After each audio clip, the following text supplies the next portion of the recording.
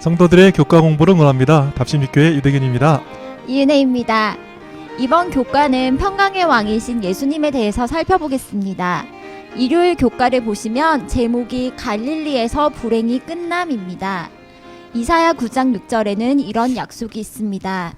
이는 한 아기가 우리에게 낳고 한 아들을 우리에게 주신 바 되었는데 그의 어깨에는 정사를 메었고 그의 이름은 기묘자라 모사라 전능하신 하나님이라 영존하시는 아버지라 평강의 왕이라 할 것임이라. 한 아이가 나오는데 기묘자라 모사라 전능하신 하나님이라 영존하시는 아버지라 평강의 왕이라고 했습니다. 누구시죠? 우리 예수님이십니다. 그런데 예수님께서 하시는 일이 이사야 9장 1절에 예언이 되어 있습니다. 전에 고통받던 자들에게는 흑암이 없으리로다.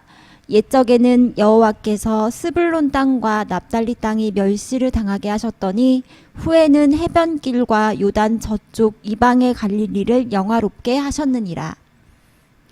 예수님께서 요단강 저쪽 이방의 갈릴리를 영화롭게 한다고 하셨는데 요단 저쪽 이방의 갈릴리는 어떤 곳인가요? 네, 이스라엘 백성들은 출애굽을 할 때 요단강을 건너야 되는데 건너기 전에 땅이 너무 좋은 거예요. 네. 저쪽 땅을 굳이 가고 싶지 않은 거예요. 너무 좋으니까. 광활한 고원지대와 또 바산의 풍부한 산림은 목축을 하는데 너무나 적합한 것입니다. 그래서 목축을 많이 하던 르우벤 지파, 또 갓 지파, 그리고 므낫세 반 지파는 우리 가나안 안 가겠다고 그냥 요 땅, 요단 요쪽 평을 좀 갖겠다고 이렇게 얘기를 하는 것이죠. 그래서 가나안에 안 가고 요단 동편에 좋은 땅을 갖게 되었습니다. 가나안 입성이라는 사명을 이루기보다는 당장에 좋은 것을 선택한 결과 결과적으로 안 좋지 않았겠습니까? 그래서 열왕기하 15장 29절에는 다음과 같은 말씀이 있습니다. 이스라엘 왕 베가 때에 아수르 왕 디글랏 빌라셀이 와서 이온과 아벨벳과 마아가와 야노아와 게데스와 하솔과 길르앗과 갈릴리와 납달리 온 땅을 점령하고 그 백성을 사로잡아 아수르로 옮겼더라. 나중에 아수르의 침공을 받을 때 가장 먼저 정복된 지역이 바로 갈릴리 동쪽입니다. 제일 좋은 땅인 줄 알고 선택했던데 나중에 보니까 가장 먼저 멸망당하는 곳이 된 것입니다. 이게 우리의 모습 아닙니까? 험한 십자가 붙들기보다는 요단 동편을 택한 지파 사람들처럼 당장 눈에 좋은 것을 선택하는 것입니다. 그리고 나중에 후회하죠. 그리고 요단 동편의 지파와 같이 정말 지지리도 복이 없는 지파가 있었습니다. 스불론과 납달리 지파. 정말 지지리도 복이 없지. 스불론과 납달리 지파가 살던 요 갈릴리 지역이 가장 먼저 또 악수르에게 정복을 당하는 것입니다. 네, 그런데 놀라운 반전이 펼쳐집니다. 어떤 발전이 펼쳐지나요? 험한 십자가 붙들기보다는 당장의 이익을 쫓아서 나중에 후회의 결과를 얻은 요단 저편 이방의 갈릴리에 또 지지리도 복이 없이 가장 먼저 정복을 당한 스불론과 납달리 땅이 영광스럽게 되는 것입니다. 누구를 통해서죠? 하나의 예수님을 통해서입니다. 아멘. 마태복음 4장 12절 말씀부터 보면요. 예수님의 봉사는 갈릴리 지역에서 시작된 것입니다. 잘못된 선택으로 가장 먼저 정복당한 곳에서 지질이 복이 없다고 생각되는 곳에서 우리 주님 하나님 나라를 선포하시고 수많은 기적들을 행하시는 것입니다. 그리고 이사야의 예언을 성취하는 것입니다. 마태복음 4장 12절부터의 말씀입니다. 예수께서 요한이 잡혔음을 들으시고 갈릴리로 몰아가셨다가 나사렛을 떠나 스불론과 납달리 지경 해변에 있는 가버나움에 가서 사시니 이는 선지자 이사야를 통하여 하신 말씀을 이루려 하심이라 일렀으되 스불론 땅과 납달리 땅과 요단강 저편 해변 길과 이방의 갈릴리여 흑암에 앉은 백성이 큰 빛을 보았고 사망의 땅과 그늘에 앉은 자들에게 빛이 비치었도다 하였느니라. 우리도 요단 동편의 지파처럼 잠깐의 이익을 쫓다가 나중에 후회하는 일이 얼마나 많이 있습니까? 또 가장 먼저 정복당한 스불론과 납달리 땅처럼 복이 없다고 느낄 때가 얼마나 많이 있습니까? 그런데요, 우리 주님이 오시니까 모든 것이 뒤집히는 것입니다. 아멘. 쥐구멍에 빛이 드는 것입니다. 음지가 양지되는 것입니다. 예수님이 아수르에 의해 가장 먼저 정복당한 그 지질이 복도 없는 동네에서 놀라운 일들을 하셨던 것입니다. 되는 일도 없고 이렇게 저렇게 꼬인 일로 혹시 힘이 드십니까? 갈릴리와 스불론과 납달리 땅에서 기쁨으로 일하신 우리 예수님께서 꼬여버린 성도들의 삶에, 되는 일 없는 성도들의 인생에 함께 해주실 것입니다. 아멘. 갈릴리와 스불론 땅과 납달리 땅에서 일하셨던 예수님 바라보시고 힘내셨으면 좋겠습니다. 일요일 교과를 공부하고 나니까 일요일 교과 제목이 더 의미가 있어지네요. 갈릴리에서 불행이 끝남. 네. 우리 예수님께서 갈릴리에서 그 불행했던 여러 사람들 위해서 이렇게 찾아오셔서 그들의 불행을 끝내주시는 모습 보면서 불행한 것도 축복이다 이런 아멘. 생각도 좀 하게 되네요. 왜냐하면 불행한 것 우리 주님께서 가만두지 않으시니까. 네. 갈릴리는 잘못된 선택으로 힘든 곳이었습니다. 그런데 우리 주님 갈릴리에서의 불행을 끝내시고 그것을 축복의 장소로 만들어 주셨습니다.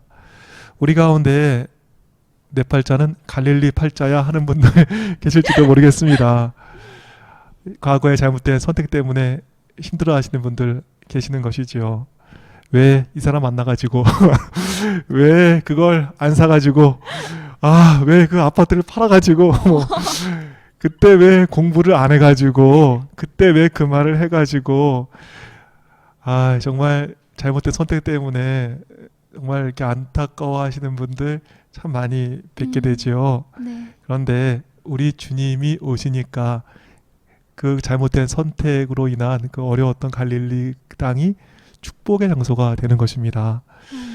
선택으로 속 끓이지 마시고 그 선택 때문에 또 잘못된 것으로 안타까워하고 또 너무 속상해하지 마시고 주님께 맡기셨으면 좋겠습니다. 아멘. 잘못된 선택으로 어려운 여러 사람들을 우리 주님께서 돕기에 기뻐하십니다. 또 스불론과 납달리 땅은 어떤 땅이라 그랬어요? 운 없는 땅이라 그랬습니다. 난 참 지지리도 복이 없어 하는 분들 계시는데 예수님께서 오시면 스불론과 납달리가 축복의 장소로 변하게 됩니다. 어느 곳에 있느냐가 중요한 것이 아니라 더 중요한 것이 있는데 예수님과 함께 있느냐 아니면 예수님과 함께 없느냐가 더 중요한 것입니다. 아멘. 우리 주님께서 또 다른 갈릴리와 같은 성도들의 불행을 반드시 끝내주실 것입니다. 정말 교과 공부하니까 이렇게 은혜가 있네요. 은혜가 있어요.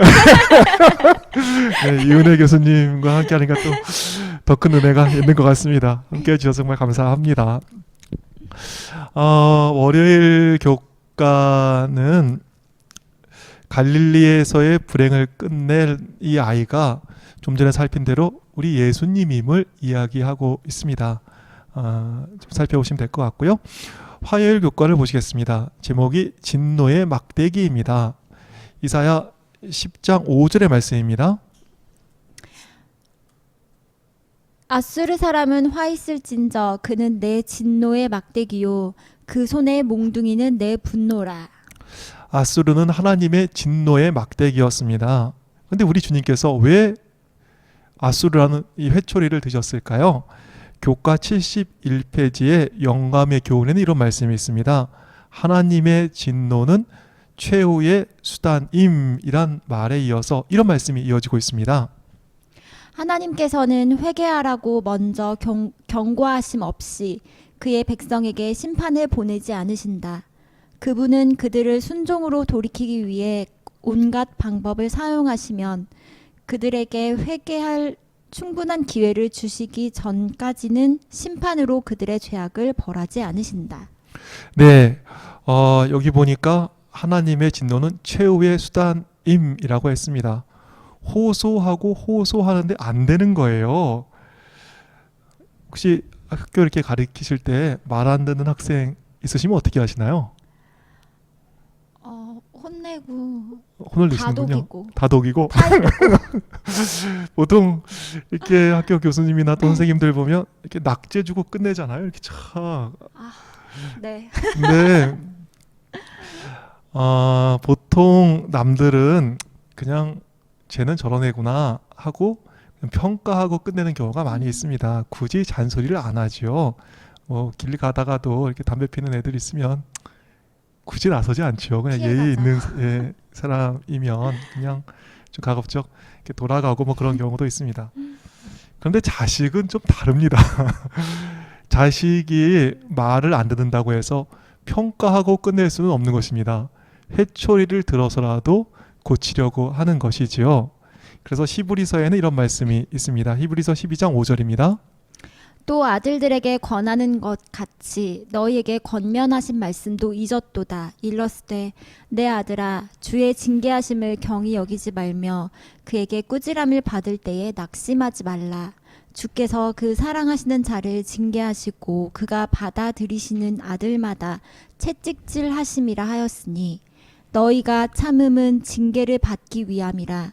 하나님이 아들과 같이 너희를 대우하시나니 어찌 아버지가 징계하지 않는 아들이 있으리요. 징계는 다 받는 것이거늘 너희에게 없으면 사생자요 친아들이 아니니라. 우리가 아들이기에 매를 드시는 것입니다. 매가 없으면 남이라고 했습니다. 남들 같으면 몇 마디 하고 넌 안 되는구나 이렇게 평가하고 끝낼 터인데 아들이니까 마음도 아프고 속도 상하지만 매를 드는 것입니다. 그런데 이 진노의 막대기 아수르가 너무 심하게 때리는 거예요. 이 막대기가 좀 살살 때려야 되는데 뭐 아들을 그냥 거의 죽도록 패니까 이 맞고 있는 그 아들을 보면서 아버지 마음이 좋겠습니까? 그래서 우리 주님 어떻게 하세요? 이사야 9장 4절입니다. 이는 그들이 무겁게 맨 멍에와 그들의 어깨의 채찍과 그 압제자의 막대기를 주께서 꺾으시되 미디안의 날과 같이 하셨음이니이다. 막대기를 주께서 꺾으시는 것입니다. 그리고 사사시대에 미디안의 압제에서 이스라엘을 구원해 주셨듯이 아수르의 압제에서 이 민족을 구원해 주시겠다는 보증을 주시는 것입니다. 진노의 막대기 아수르로 때리시고 그 막대기를 꺾으시는 우리 주님을 보시면서 정말 여러분 좀 용기 얻으셨으면 좋겠습니다. 우리 하나님은 때리셔도 우리를 사랑해서 때리시는 것이고 또 그 막대기를 꺾으시는 것 이것도 그분의 풍성한 사랑이 그 가운데 내포되어 있는 것 여러분 보십니다. 진노의 막대기를 꺾으시는 우리 주님의 귀한 사랑의 모습 보시면서 하나님에 대한 귀한 사랑 다시 한번 좀 깨닫게 되는 또 발견하게 되는 그러한 일이 있게 되기를 간절히 바라겠습니다. 아멘. 수요일 교가를 보시겠습니다. 이새의 줄기에서 한 싹이 나며 그 뿌리에서 한 가지가 나서 결실할 것이요. 줄기는 히브리 말로 게자인데요. 네, 계좌? 네. 전 게장을 아는데 게장은 잘 모르겠네요. 게장 아니고 게자요. 네, 제가 설명을 해드릴게요. 네, 게자란 말은 네. 베어 넘어뜨리다 라는 말에서 온 말입니다. 그러니까 이새의 줄기는 베어 넘어뜨려진 이새의 그루터기로 번역하실 수 있겠습니다. 이새의 줄기에서 나온다는 말은 이새의 아들 다윗 왕조가 세력을 잃을 것을 가리키는 것입니다. 예수님께서는 이사야의 예언과 같이 망한 왕이었던 다윗의 가문에서 나셨습니다. 또 이사야 11장 10절에서는 새로운 통치자를 이새의 뿌리라고 했습니다. 어떻게 싹이면서 동시에 뿌리일 수 있을까요? 교과에는 이런 말씀이 있습니다. 이사야 11장 10절에서는 왜 다윗 왕조의 새로운 통치자를 또 이새의 뿌리라고 했는가? 어떻게 그가 싹이면서 동시에 뿌리일 수 있는가? 이 묘사는 다윗의 뿌리요 자손이신 예수 그리스도께 어울린다. 그리스도는 다윗의 혈통에서 나셨고 다윗은 아담의 자손이며 아담은 하나님의 아들인데 이런 의미에서 그리스도는 다윗을 창조하셨다. 그러므로 그리스도는 다윗의 조상이시며 또한 그의 자손이시다. 그런데 싹이면서 뿌리이신 예수님께서 하시는 일이 너무나도 감동적입니다. 이사야 11장 1절부터의 말씀을 읽어드립니다. 이새의 줄기에서 한 싹이 나며 그 뿌리에서 한 가지가 나서 결실할 것이요 그의 위에 여호와의 영 곧 지혜와 총명의 영이요 모략과 재능의 영이요 지식과 여호와를 경외하는 영이 강림하시리니 그가 여호와를 경외함으로 즐거움을 삼을 것이며 그의 눈에 보이는 대로 심판하지 아니하며 그의 귀에 들리는 대로 판단하지 아니하며 공의로 가난한 자를 심판하며 정직으로 세상의 겸손한 자를 판단할 것이며 그의 입의 막대기로 세상을 치며 그의 입술의 기운으로 악인을 죽일 것이며 공의로 그의 허리띠를 삼으며 성실로 그의 몸에 띠를 삼으리라. 그때에 이리가 어린 양과 함께 살며 표범이 어린 염소와 함께 누우며 송아지와 어린 사자와 살찐 짐승이 함께 있어 어린아이에게 끌리며 암소와 곰이 함께 먹으며 그것들의 새끼가 함께 엎드리며 사자가 소처럼 풀을 먹을 것이며 젖 먹는 아이가 독사의 구멍에서 장난하며 젖된 어린아이가 독사의 굴에 손을 넣을 것이라. 내 거룩한 산 모든 곳에서 해됨도 없고 상함도 없을 것이니 이는 물이 바다를 덮음같이 여호와를 아는 지식이 세상에 충만할 것임이니라. 초림과 재림의 영광된 약속이 하나의 그림으로 나타납니다. 더 이상 동물들은 다른 동물들을 잡아먹지 않을 것입니다. 그와 형제들끼리 더 이상 시기하지 않을 것입니다. 에브라임의 질투는 없어지고 유다를 괴롭게 하던 자들은 끊어지며 에브라임은 유다를 질투하지 아니하며 유다는 에브라임을 괴롭게 하지 아니할 것입니다. 요즘 주식이 오르고 집값이 오르면서 힘들어 하시는 분들이 계십니다. 정말 잘 나가는 동료들, 친구들을 보는 게 쉽지 않습니다. 그런데 짐승이 다른 짐승에 잡아먹지 않듯이 우리 주님 계실 때 시기심은 사라질 것입니다. 평강의 왕이 오셨기 때문입니다. 네, 시기심, 질투심 이런 얘기가 나오니까 가로 뽑은 기별에 있는 감동적인 말씀이 좀 생각납니다. 좀 소개하고 싶은데요. 일꾼들이 저희 영혼 속에 내재하시는 그리스도를 모실 때 모든 이기심이 죽고 경쟁의식이 사라지며 으뜸이 되기 위하여 다투지 않고 일치 단결의 정신을 앞세울 때 또한 저들 스스로 성결케 하여 서로 사랑하는 정신을 보게 되고 느끼게 될 그때에 하나님의 허락은 추호도 틀림없이 성취되어 성령의 은혜의 소나기가 분명히 내리게 될 것이다. 이사야에서도 그랬듯이 우리 주님이 오시면 또 그리스도가 우리 마음에 모셔지면 모든 이기심은 죽고 경쟁 의식은 사라지게 될 것입니다. 에브라임은 유다를 질투하지 아니하며 유다는 에브라임을 괴롭히지 아니할 것이라는 이 말씀처럼 그리스도가 오시면 정말 우리는 더 이상 질투하지 않게 될 것입니다. 다투지도 않고 일치 단결의 정신이 우리 가운데 있을 때 우리는 더욱 큰 기적을 맛보게 될 것입니다. 그것은 무엇이지요? 성령의 은혜의 소나기가 내리게 된다. 이렇게 말씀하고 있는 것입니다. 정말 경쟁이 없는 것도 좋은데 더 나아가서 은혜의 소나기를 받고 성령의 풍성한 은혜 가운데서 이 사업을 더욱 힘있게 맞춰진다는 생각을 하니까 얼마나 감동이 있는지 모르겠습니다. 경쟁이 사라질 때 정말 나보다 나은 누군가를 보면서 정말 속설하고 막 앞서가는 사람들 반복 잡는 일이 없어질 때 우리에게는 은혜의 소나기가 내린다 그랬습니다. 소망합니다. 우리가 이 사업 끝내야 되지 않겠습니까? 성령의 은혜 가운데서 이 사업을 끝내야겠습니다. 그러려면 우리 가운데 경쟁이 사라져야겠습니다. 우리가 정말 경쟁이 사라지는 더 큰 화합, 더 큰 하나됨의 역사가 우리 가운데 있어야겠습니다. 그러려면 우리 주님 모셔야 되는 것이죠. 경쟁심, 시기심, 질투심, 이것이 내 마음속에 있다면 우리 자신을 한번 돌아봐야 합니다. 혹 내 마음속에 그리스도가 계시지 않은 것은 아닌지 한번 살펴봐야겠습니다. 평강의 왕이 오실 때 시기와 질투는 사라집니다. 에브라임은 유다를, 유다는 에브라임을 시기하고 질투하지 않는 것입니다. 사자와 토끼가 이제 서로 다투지 않고 사이좋게 지내게 되는 것입니다. 우리 주님을 우리 가운데 모심으로 참다운 하나를 이루는 우리 모두가 되기를 간절히 바라겠습니다. 아멘. 목요일 교과를 보시겠습니다. 목요일 교과를 보시면 이사야 12장이 소개되어 있습니다. 이사야 12장은 짧은 찬양의 노래입니다. 짧은 찬양의 시가인 이사야 12장을 한번 읽어보실까요? 네.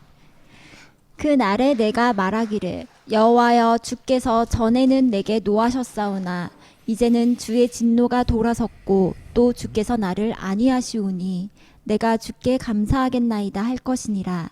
보라 하나님은 나의 구원이시라. 내가 신뢰하고 두려움이 없으리니 주 여호와는 나의 힘이시며 나의 노래시며 나의 구원이심이라. 아, 2절 말씀이 참 감동이 있지 않습니까?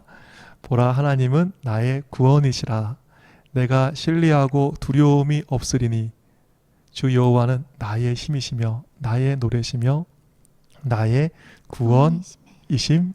아멘. 여호와는 하나님은 나의 구원이시라 그랬습니다. 그런데 예수님의 이름의 뜻이 뭐죠? 여호와는 나의 구원이심이라. 여호와는 나의 구원이심을 확실하게 알게 하기 위해서 예수님께서는 이름까지 여호와는 나의 구원이시다라는 예수의 이름을 가지셨습니다. 예수님의 이름을 부를 때 우리는 생각해야 합니다. 구원이 누구에게 있는가? 여호와는 나의 구원이시다. 아멘. 우리 주님께서 우리를 구원하시기 위해서 이름까지 여호와는 나의 구원이시다 라는 이름을 가지고 이 땅에 오셨습니다. 혹 구원이 필요하십니까? 혹 어느 분 죄악 가운데 빠지셨습니까? 여호와는 나의 구원이십니다. 어려운 일이 있으십니까? 여호와는 나의 구원이십니다. 답답한 일이 있으시고 속상한 일이 있으십니까? 여호와는 나의 구원이십니다. 우리 이사야 12장의 말씀 다시 한번 읽어드리고 싶네요. 그 날에 내가 말하기를 여호와여 주께서 전에는 내게 노하셨사오나 이제는 주의 진노가 돌아섰고 또 주께서 나를 안위하시오니 내가 주께 감사하겠나이다 할 것이니라. 보라 하나님은 나의 구원이시라. 내가 신뢰하고 두려움이 없으리니 주 여호와는 나의 힘이시며 나의 노래시며 나의 구원이심이라. 아멘. 아멘. 오늘 말씀 정리해 주실까요? 네, 평강의 왕이신 예수님께서는 가장 먼저 아수르에 의해 멸망된 갈릴리에서의 가장 많은 봉사를 하심으로 갈릴리에서의 불행을 끝내셨습니다. 아멘. 갈릴리와 같이 불행한 성도님들 계십니까? 우리 주님께서 불행한 갈릴리와 같은 성도들 위해서 일하실 것입니다. 남들은 평가하고 끝내지만 자식은 포기할 수 없습니다. 그래서 아수르라는 회초리를 드셨지만 그 회초리를 꺾으시는 우리 주님의 모습을 살펴보았습니다. 또 뿌리와 가지가 되시는 예수님께서 하시는 새로운 통치에 대하여 살펴보았습니다. 예수님 오실 때는 다툼과 경쟁은 사라지고 모두가 하나가 될 것입니다. 아멘. 그리고 하나님은 나의 구원임을 살펴보았습니다. 주 여호와 나의 구원이시라 라는 이 말씀을 잊지 않으셨으면 좋겠습니다. 네, 오늘 이사야 12장의 짧은 노래를 이렇게 들으니까 아쉬워서 찬양을 좀 더 듣고 싶네요. 네, 이은혜 교수님의 바이올린 연주를 청해 들으면서 저희는 다음 주에 6과 하나님 행세를 함으로로 여러분을 다시 찾아오겠습니다. 그때까지 몸 마음 평안하세요.